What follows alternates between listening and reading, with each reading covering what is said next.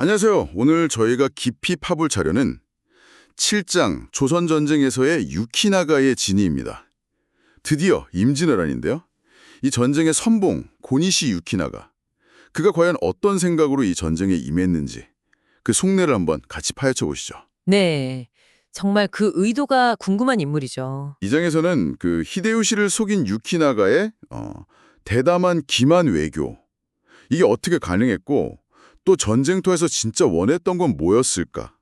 그 수수께끼를 따라가 보겠습니다. 네, 풀어보시죠. 시작부터 아주 흥미로운데요. 유키나가랑 그 스시마의 소시 가문이 히데요시를 속였다는 거잖아요. 네, 조선 국왕이 직접 와서 신하애를 갖춰라.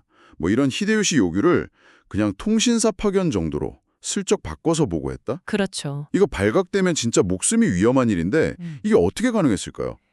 그러니까요.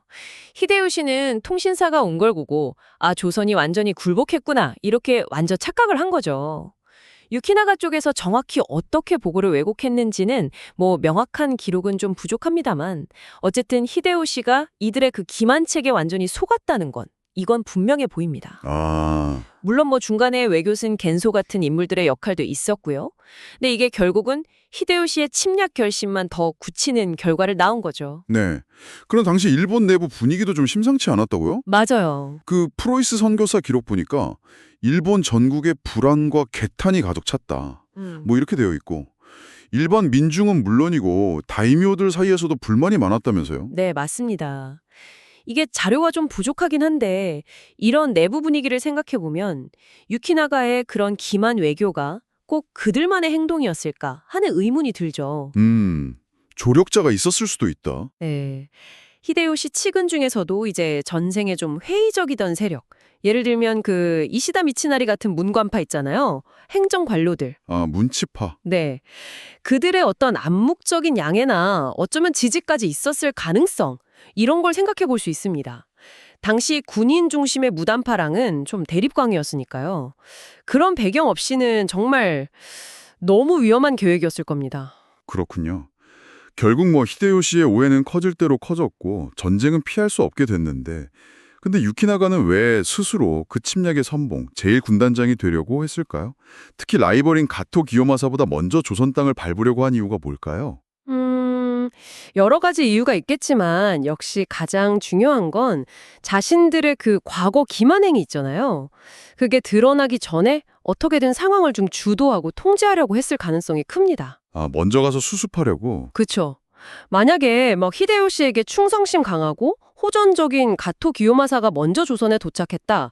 그러면 그간의 속임수가 탄로날 위험이 커지잖아요. 네네. 또 전쟁의 주도권을 쥐고 있어야 나중에 이제 유리한 시점에 강화를 추진할 수 있다. 이렇게 판단했을 수도 있고요. 애초에 이 전쟁의 성공 가능성을 좀 낮게 봤을 수도 있고 또 기독교 신자로서 이런 침략 전쟁 자체에 대한 거부감도 있었을 테고요. 면종복배, 겉으로는 따르지만 속으로는 다른 생각을 품는 딱 그런 모습이네요. 네, 그의 방식이죠. 실제로 유키나가는 부산, 동래성 순식간에 함락시키고 아주 빠른 속도로 북진했죠. 이게 단순히 군사적 능력이나 조선의 대비 부족 때문만은 아니었군요. 그렇습니다. 그 이면에는 가토 기요마사에게 선두를 빼앗기면 안 된다는 그런 필사적인 경쟁 심리가 강력한 동력이 됐을 겁니다. 라이벌의식이 대반했군요. 네, 어쩌면 전쟁 자체의 승리 이런 것보다는 초반의 군사적 성공을 발판 삼아서 강화 협상에서 좀 유리한 고지를 점하고 더 나아가서는 전쟁 이후의 어떤 정치적인 상황까지 염두에 둔 행보였을 가능성이 있어요. 여기서 정말 결정적인 단서가 나오는 것 같습니다. 바로 강화 교섭 과정에서 명나라에 제출됐다는 책봉 청원서 초안, 이게 유키나가의 진짜 속내를 보여줄 수 있다고요? 네, 맞습니다. 이 청원서를 보면 정말 이상한 점이 한두 가지가 아니에요. 우선 명나라가 인정하는 관직을 요청하는 문서인데 유키나가 본인하고 이시다 미츠나리 같은 소위 문치파 핵심 인물들 있잖아요. 네. 이 사람들이 도쿠가와 이에야스 같은 당시 최고 실력자들보다 훨씬 높은 직위, 예를 들면 대도독 같은 최고 사령관급 직책에 턱하니 추천되어 있습니다. 대도독이요? 네, 특히 유키나가는 규슈 전체, 그러니까 서해도를 다스리게 해달라고 요청해요. 규슈 전체를요? 와, 이건 정말 엄청난 요구인데요? 근데 반면에 가토 기요마사 같은 무단파 인물들은 거의 이름이 안 보인다. 바로 그 점입니다. 이건 그냥 강화 조건 제한이 아닌 것 같은데요? 그렇죠.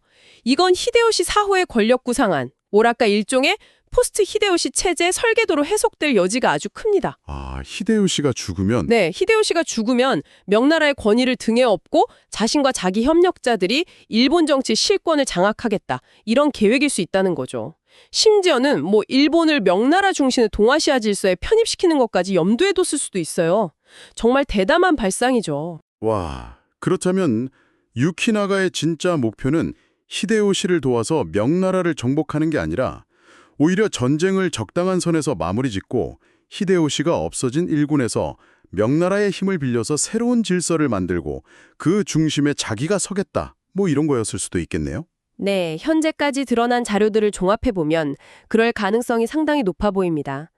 그의 임진왜란 참전은 처음부터 명나라 정복이라는 표면적인 목표 뒤에 아주 복잡한 국내 정치 상황과 자신의 미래 설계를 숨긴 정말 위험천만한 이중 플레이였을 가능성이 큰 거죠. 전쟁을 명분 삼아서 실제로는 전후 권력 구도를 완전히 새로 짜려고 했던 거군요. 네, 그런 해석이 가능합니다. 이야, 정말 놀라운 분석입니다.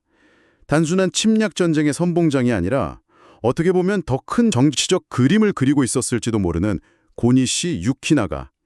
그의 이런 진짜 의도가 숨겨진 채 시작된 이 전쟁은 과연 어떻게 흘러갔을까요? 그 이후의 이야기는 다음 장이죠. 8장, 공허한 싸움에서 더 자세히 다뤄볼 예정입니다. 과연 유키나가의 계획은 순조롭게 진행되었을지, 그의 그 이중 플레이는 또 어떤 결과를 가져왔을지 계속해서 함께 파헤쳐보시죠. 네, 다음 탐구도 정말 기대됩니다. 오늘 이야기는 여기서 마무리하겠습니다. 감사합니다. 감사합니다.